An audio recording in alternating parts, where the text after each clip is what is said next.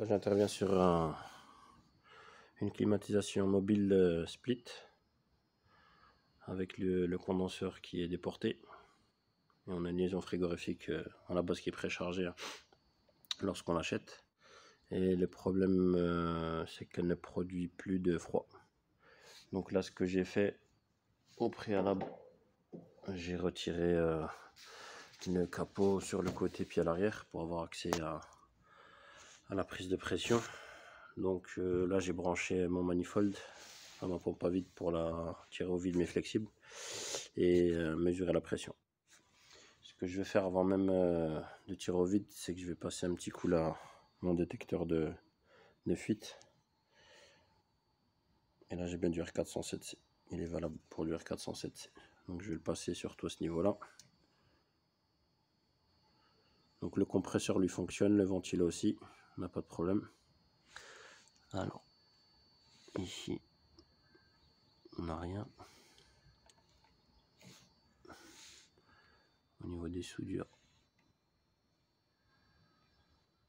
on n'a pas grand chose. Au niveau des liaisons,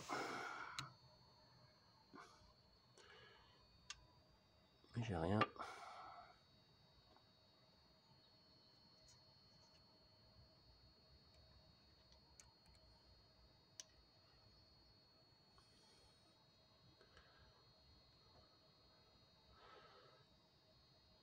Donc ensuite là c'est un capillaire. Bon là il faudrait que je démonte le condenseur, enfin le carénage. Ici je peux avoir accès. Voilà, comme ça j'ai pas l'air d'avoir de fuite apparente. Donc ce que je vais faire, c'est que je vais vérifier la pression. Je vais tirer au vide mes flexibles. Donc là j'ai ma valve push header, donc là elle est en position arrière, en siège arrière. Donc j'ai bien vissé le tout. Voilà. Donc ici je suis en position arrière. Donc pour l'instant j'ai pas encore la liaison avec le circuit frigorifique. Donc hop, je vais à mon manifold. De mon manifold, là j'ouvre, il est bien étalonné à 0. Ici ma vanne de service, je l'ouvre. Là c'est fermé, là c'est fermé. Et je vais direction ma pompe à vide. Donc là c'est ouvert, je suis bien à la pression atmosphérique. Donc là c'est une vanne inversée. Je mets en route.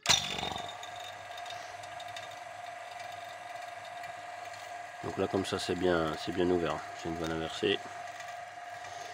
Et voilà, j'ai atteint mes -1 bar. Donc là je vais tirer au vide les flexibles comme il se doit. Pendant 1 minute ou 2 et ensuite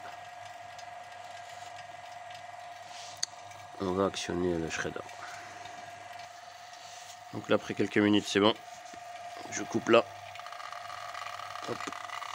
Je vais fermer ici. Même chose ici, je ferme. Je vais simplement avoir une lecture de pression.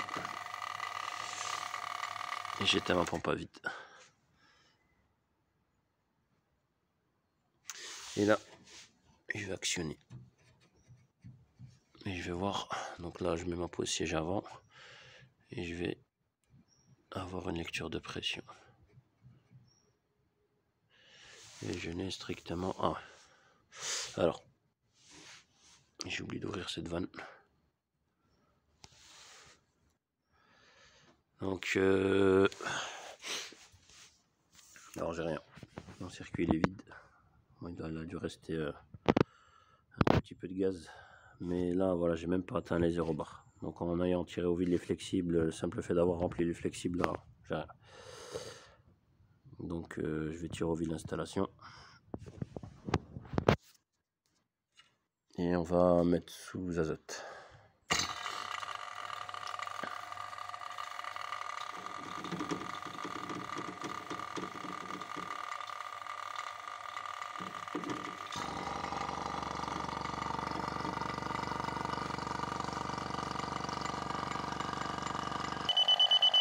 Donc là je mets le détecteur sur la pompe à vide, bon, j'ai quand même un petit frigorigène là.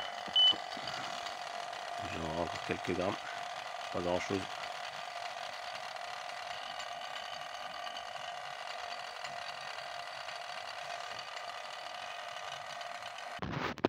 Donc voilà, je tire au vide quelques minutes, je vais voir juste si on tient le vide.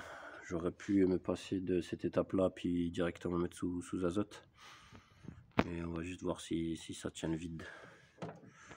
Et ensuite, on mettra sous azote hydrogéné afin de détecter d'où provient la fuite.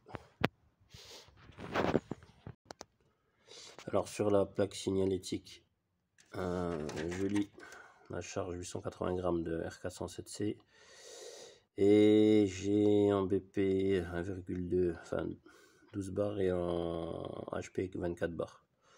Donc moi je vais mettre 10 bars d'azote. Donc normalement quand on est étanchéité c'est 90% de la pression maximale de service.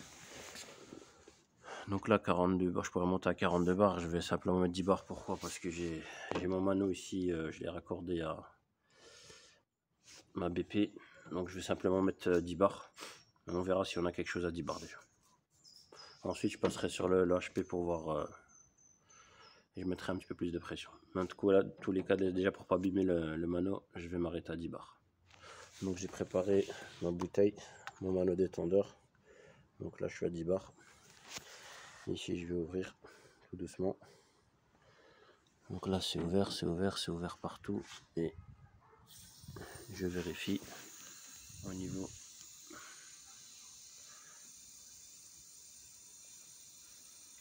de mon mano.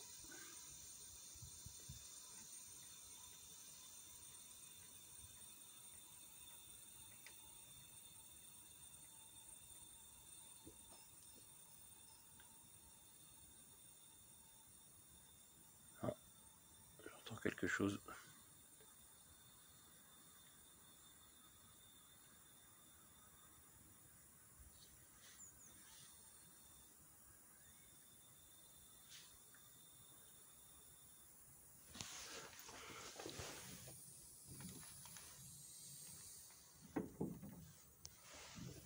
Ici je vérifie.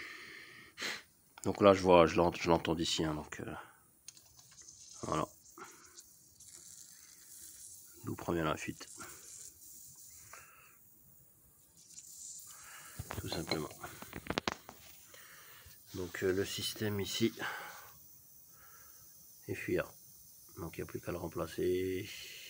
Et on va privilégier une brasure avec un shredder. Donc on mettra un petit T. Et on mettra un shredder ici. Donc ça ce sont des systèmes auto-perçants. Je pense qu'il a fait son temps. Peut-être que le joint est plus trop, comment dirais-je, étanche. Au passage on vérifie le shredder. Donc lui aussi il fuit.